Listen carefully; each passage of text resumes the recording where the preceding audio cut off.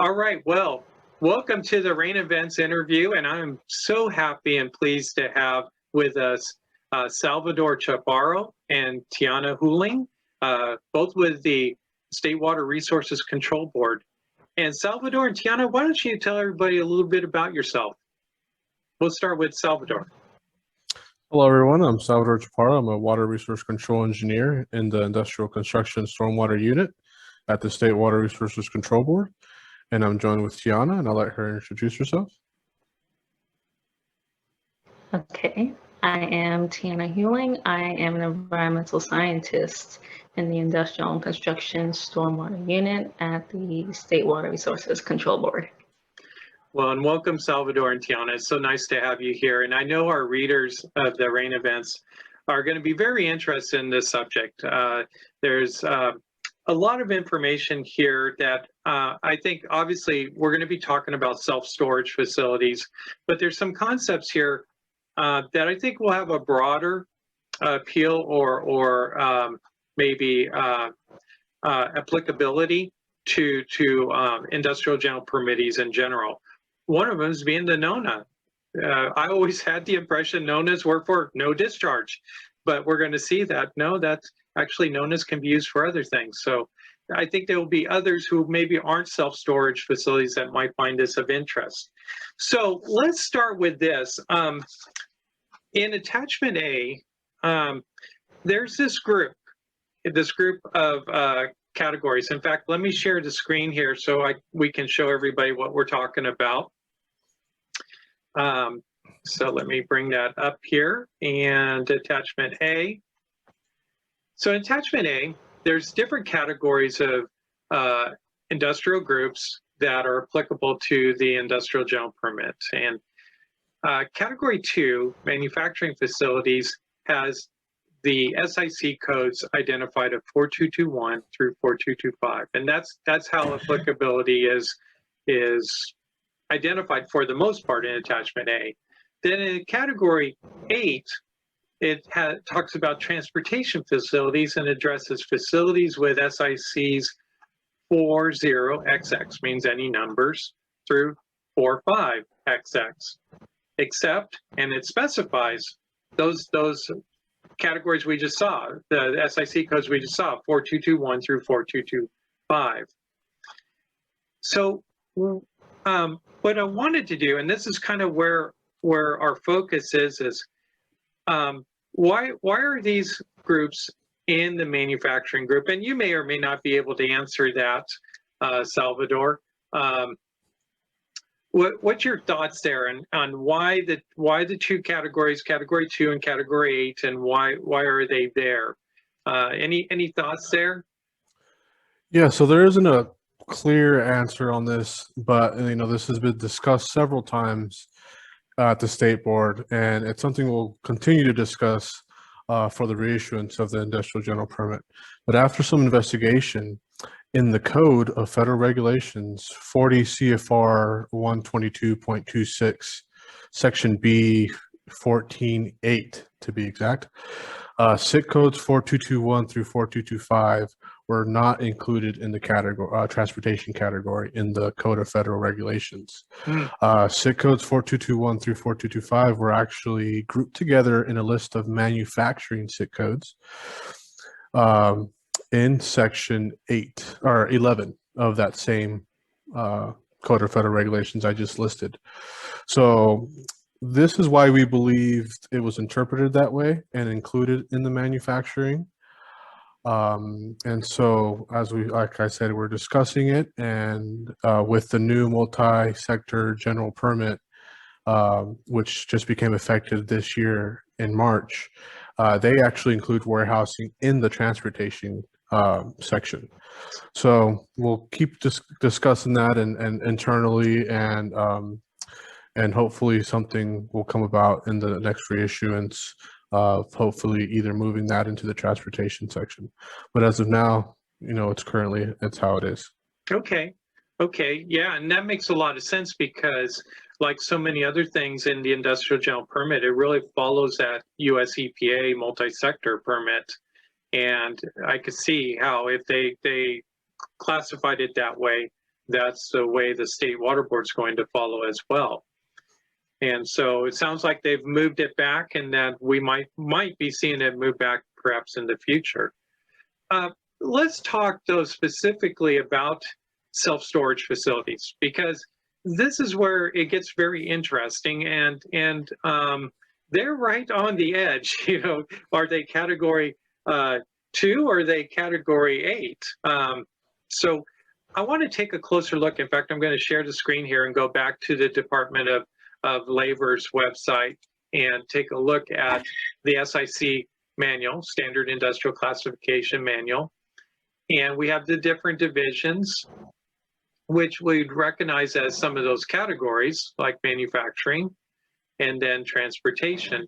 Well, let's take a look at these 42 series numbers, in particular 4225, which is general warehousing and storage. And that's where we were kind of ending up that self-storage facilities probably should have the SIC code 4225 because of this definition right here that you see on the bottom, warehousing and specifically self-storage. But we were noticing as we look through the SMARTS database and at other entities that that's not always the case. Quite a few chose 4226, which would be basically, I guess a way to put it is not elsewhere classified. Any other types of storage might be included in there. So it's interesting that there's actually a division, though, in the permit between these two SIC codes, that 4225 would be in category 2 and 4226 is in category 8. So any thoughts as far as what is the appropriate SIC code for self-storage facilities?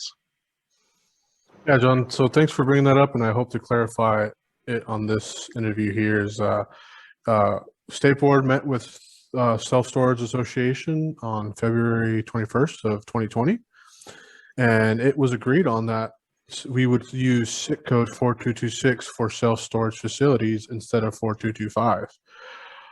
If you read the description of the SIC code for 4225, it's the storage of a general line of goods, which can be interpreted as considered products stored as a result of manufacturing. And in SIC code 4226, the description says the storage of special products not elsewhere classified, such as household goods. So 4226, I can see the confusion of it explicitly saying 4225 self-storage, but in 4226, it describes as storing of household goods. And so most self-storage facilities store household goods, which is why State Board believes SIC code 4226 will better describe self-storage facilities. And given that SIC code 4226 is in the transportation category, they can apply for a notice of non-applicability if they have no vehicle maintenance on site.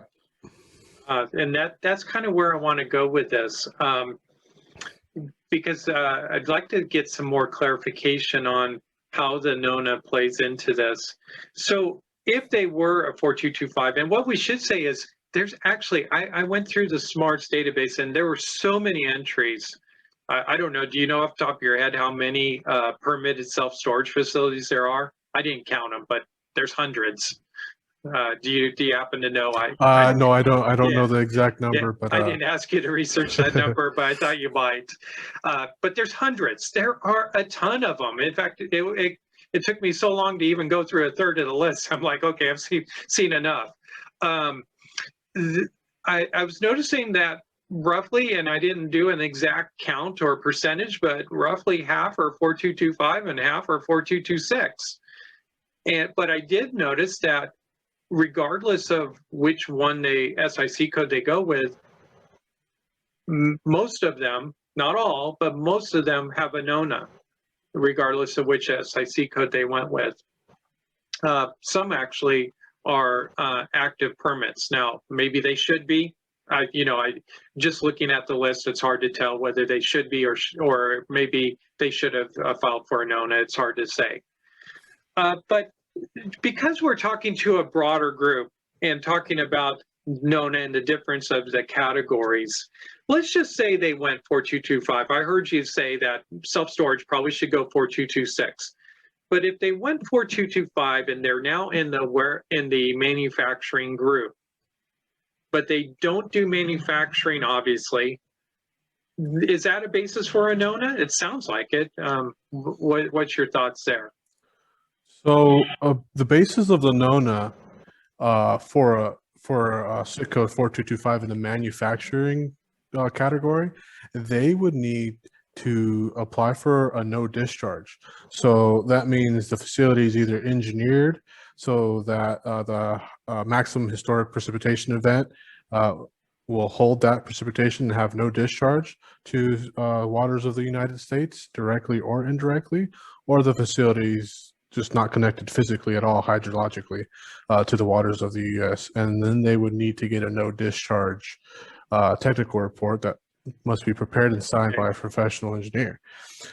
There's no exclusion like there is in the transportation, where if there's no vehicle maintenance, then they can have a NONA. So so SIC code 4225, they can apply for a NONA, but only for a no discharge. Okay. Now, we have helped a lot of other industries or industrial groups, I should say, with NONAs. And we have noticed that it is not all that common to be in a position to have a no discharge. It happens. There are facilities that have that, but it's not all of that common. Just looking through smarts, there are many, many 4225s with NONAs. I would suppose maybe some of them legitimately should have that. Is there any thoughts of reaching out or just changing SIC codes or something to those who might be just, they pick 4225 because it says self-storage? Has any thought been given to that? I know there's been conversations, but there hasn't been any initial thoughts of outreach for facilities currently in 4225. But that's something that I can discuss internally with my unit. But I think you answered our next question already, but let's explore that a little bit. So 4226 sounds like it's the group that should be covered by that, or that self-storage should fall under. And when we say self-storage, we're talking about like the facility you see behind me. Now, I reviewed the industrial general permit, and the reason why we're even having this interview is I was always under the impression that NONAs were for no discharge, as you just described. In fact, since this has become an issue, I've gone back and looked through it, and I don't find a lot of language requiring a NONA for anything other than a no discharge situation. So is this a new allowance specifically for category 8, or has it always been there and I just have missed it? Any thoughts there? Yeah, John, so you're correct. You won't find that language in the industrial general permit. This was introduced because of Senate Bill 205. Before Senate Bill 205 was introduced, facilities operating under 4226 with no vehicle maintenance, so 4226 in the transportation category, they would simply not apply for permit coverage and be left alone. But with Senate Bill 205 being introduced January 1st of 2020, businesses applying for a business license are required to provide a SIC code of their business, and they're required to provide active permit coverage if that SIC code is regulated. And so at first initial thought, 4226 is regulated by category 8, but there's an exclusion where if they perform no vehicle maintenance, then they can apply for a NONA. And so that's where the NONA was introduced because of this SB 205. They have to provide that regulated SIC code, but will then provide a NONA ID for them to be able to get their business license through their city or municipality. Okay. So, and like we've been talking about, this goes beyond just self-storage facilities. For example, SIC code 5171 is for petroleum bulk terminals. I know of quite a few of those types of facilities actually filed for a notice of termination because they had no vehicle maintenance. Now, this may have been, and probably was before SB 205, but they were actually granted approval of the NOTs. So sounds like what we're saying is even those types of facilities will now need to apply for a NONA. Yep, correct. Any facility operating under a transportation SIC code will need to apply for a NONA if there's no vehicle maintenance on site. Okay. Now, I always, and maybe it's my just misunderstanding, but I always thought that if they didn't have that, it just meant they weren't applicable to the permit. Just, for example, like a SIC code that's not present in attachment A, like a contractor yard or something like that. But it sounds like that there is a NONA. Now, has the permit been amended, or is there language in the permit that already supports that? Or is that language, like you said, just coming out of SB 205 and it's a whole nother regulation? This is just something the state board had to adapt because of the language in Senate Bill 205. And just to be clear, when a business provides a unregulated SIC code, such as a contractor SIC code, they are not required to prove active permit coverage through active WDID number, an NECID number, or a NONA ID number. Okay. So they would simply just continue with their business license process, given that they provide an unregulated SIC code. So this is only for transportation SIC codes that are regulated in attachment A, but then get the exclusion of a NONA for no vehicle maintenance. And Tiana, I understand this is your area of expertise. You've been focused on the SB 205. What has that process been like from your perspective?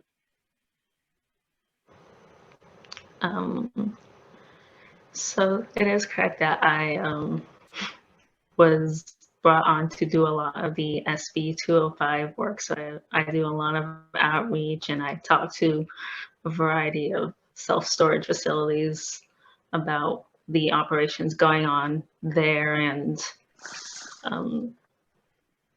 like you said, there is a fairly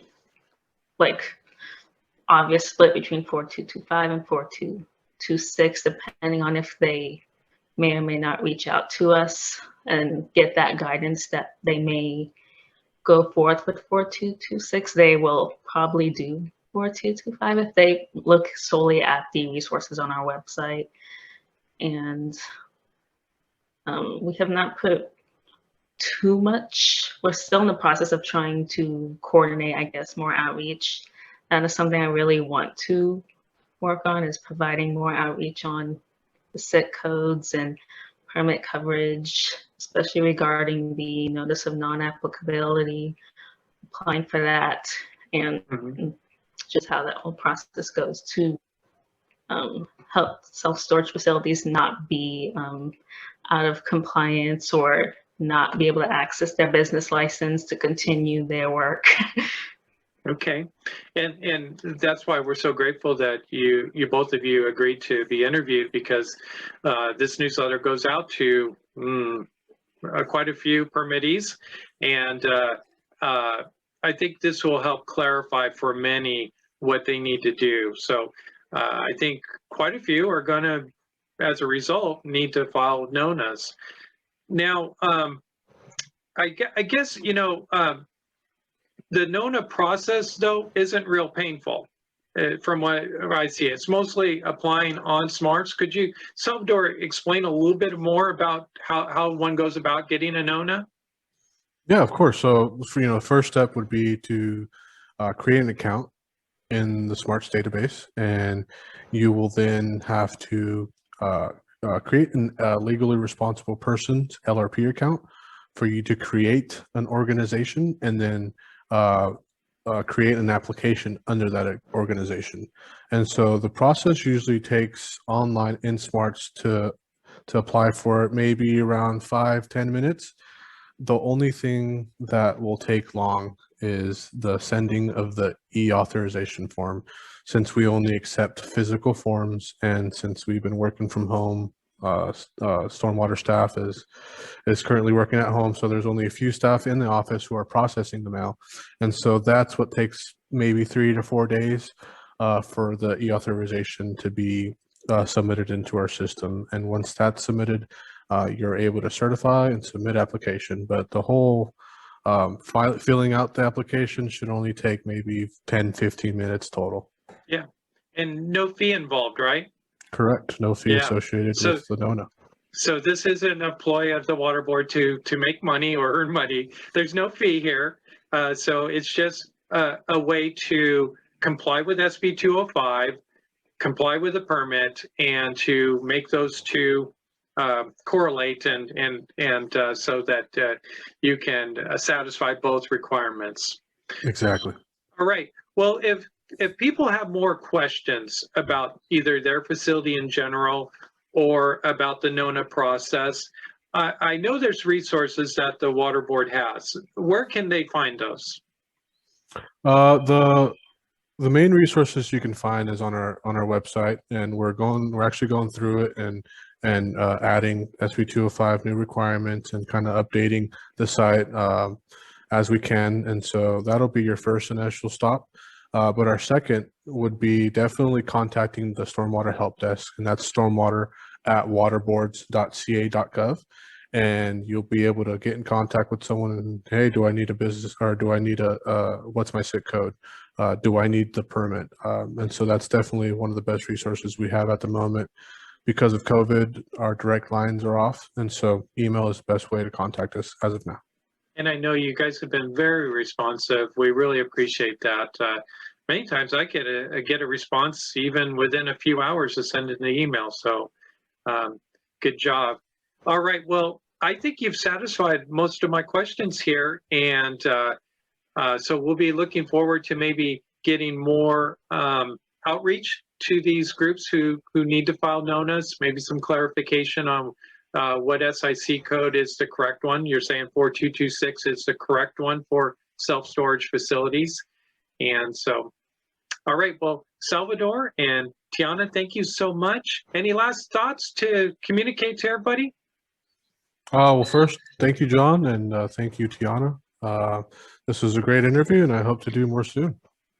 All right. Well, thank you very, very much.